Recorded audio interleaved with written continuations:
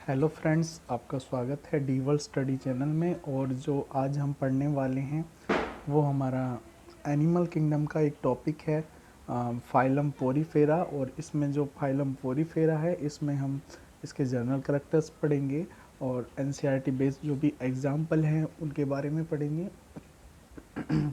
तो जो हम अगर मेनली बात करें कि इनका पोरीफेरेंस, इनका नाम कैसे रखा गया है, जो भी जितने भी ऑर्गेनिज्म होते हैं इस फाइलम के, उनके ऊपर छोटे छोटे पोर्स मिलते हैं। तो इन ऑर्गेनिज्म को, जैसे ये इनकी बॉडी पोर्स को बियर करती है, तो पोर बियरिंग एनिमल होने के कारण इनका नाम पोरीफेरा रखा गया है।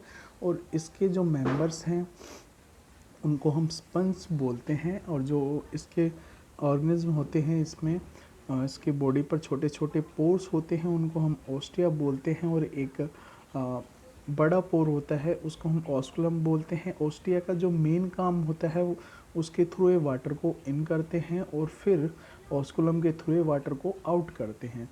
और अगर इसके जर्नल कैरेक्टर की हम बात करें तो फिर दे आर जनरली मैराइन होते हैं। ये जो ऑर्गेनिज्म हैं ये मैराइन होते हैं, जनरली मैराइन होते हैं, जनरली मैराइन होते हैं और एसमेट्रिकल एनिमल्स हैं। एसमेट्रिकल का मतलब होता है इनकी कोई सिमेट्री नहीं होती है। जैसे हम आगे पढ़ेंगे कि जो ऑर्गेनिज्म होते हैं उसकी दो सिमेट्री होती है, एक बायलैटरल होती है और दूसरी रेडियल सिमेट्री होती है। ठीक है, तो जो सिमेट्री होती है वो दो तरह की होती है, लेकिन इस और जो ये ऑर्गेनिज्म होते हैं इनमें कोई सिमेट्री नहीं मिलती है, तो इनको हम एसिमेट्रिकल ऑर्गेनिज्म की कैटेगरी में रखते हैं। और ऑर्गेनाइजेशन की अगर बात करें तो जो इनका सेलुलर लेवल ऑर्गेनाइजेशन होता है, सेलुलर लेवल ऑर्गेनाइजेशन है, और जो इनका वाटर है वो हमने पहले डिस्कस कर लिया है कि ओस्टिया के थ्रू आता है और ऑस्कुलम के थ्रू ये वाटर को बाहर निकालते हैं। और इनका एक कैनाल होती है, एक बीच में कैनाल होती है, और जो कैनाल होती है वो हमारी सेल्स, स्पेशल टाइप की सेल से लाइन होती है। उन सेल्स को हम बोलते हैं क्वानोसाइट्स और कोलर सेल्स भी इनको बोल देते हैं। ठीक है, और जो इसकी कैविटी होती है, जो कैनाल सिस्टम इसमें मिलता है, उसको हम स्पंजोसेल्स बोलते हैं। स्पेलिंग देख लेना एक बार। और अगर बात करें इनकी सेक्सेस की तो ये हर्मोपैराडाइट्स होते हैं, हर्मोपैरोडाइट हैं। और इनमें जो ऑर्गेनिज्म होते हैं, मतलब जो एक ऑर्गेनिज्म होता है वही एग को प्रोड्यूस करेगा और वही स्पर्म को प्रोड्यूस करेगा, क्योंकि सेक्सेस सेपरेट नहीं है, एक ही ऑर्गेनिज्म के अंदर दोनों सेक्सेस मिल रही हैं, मेल भी और फीमेल भी। और इनका जो फर्टिलाइजेशन होता है, फर्टिलाइजेशन की अगर बात करें तो फर्टिलाइजेशन इसका इंटरनल होता है,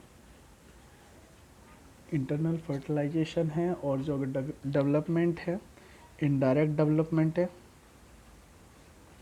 और जो उनका लार्वा होता है वो एक लाइन अपन ने एनसीईआरटी में पढ़ेंगे जो कि लिखी हुई है कि fertilization is internal and development is indirect, having a larval stage which is morphologically distinct from adult। जो इनकी लार्वल स्टेज होती है वो अडल्ट से बिल्कुल डिस्टिंक्ट होती है, डिस्टिंक्ट जो होती है वो लार्वल स्टेज डिस्टिंक्ट होती है अडल्ट से। और इसमें जो एग्जांपल हमें स्पंजेस के दे रखे हैं, फर्स्ट जो एग्जांपल दे रखा है वो हमारा साइकोन है, और दूसरा हमारा यूस्पोंजिया है, और तीसरा स्पूंजिला है। और यहाँ पे हमें एक चीज़ याद रखनी है, इनके कॉमन नेम भी हमें याद रखने हैं। जैसे हमारा यूस्पोंजिया है, इसको अपन बाथ स्पंज भी बोलते हैं, और जो स्पेंजिला है उसे फ्रेश वाटर स्पंज बोलते हैं। ठीक है, तो ये हमारे कुछ जनरल कैरेक्टर्स हैं जो इसमें दे रखे हैं। और डाइजेशन, इसमें शायद डाइजेशन रह गया है। और जो पोरीफेरा है, इनके अगर डाइजेशन की बात करें तो डाइजेशन इनका इंटरसेलुलर डाइजेशन होता है। डाइजेशन इनका इंटरसेलुलर है, इंटरसेलुलर, ठीक है। तो ये जो हैं कुछ जनरल कैरेक्टर्स हैं जो हमारे एनसीईआरटी में गिवन है पोरीफेरा के, और ऐसे ही कुछ कैरेक्टर्स से सीलेंट रेस के दे रखे हैं, क्योंकि हमें बाहर ज़्यादा पढ़ना नहीं है। जो हमारा रिसेंट ट्रेंड है नीट एग्ज़ाम का, वो सीधा सिर्फ और सिर्फ एनसीईआरटी बेस्ड है, तो इसलिए हमें जितने भी टॉपिक्स हैं वो एनसीईआरटी के थ्रू चलने हैं। जैसे भी हमें एनसीईआरटी बताती है, छोटा टॉपिक हो या फिर देखो, एक हमें लाइन टू लाइन स्टडी करनी है, इन टॉपिक्स को लाइन टू लाइन पढ़ना है, क्योंकि जो रिसेंट ट्रेंड आप देख रहे हो नीट 2021 को ले लो या फिर 2022 को ले लो, तो जो एग्ज़ामिनर है वो हमारा स्टेटमेंट वाले जो क्वेश्चन हैं उन पे ज़्यादा फोकस कर रहा है। तो हमें लाइन टू लाइन स्टडी करनी है, और धीरे धीरे हम ऐसे ही अपने सारे टॉपिक्स को क्लियर करते जाएंगे।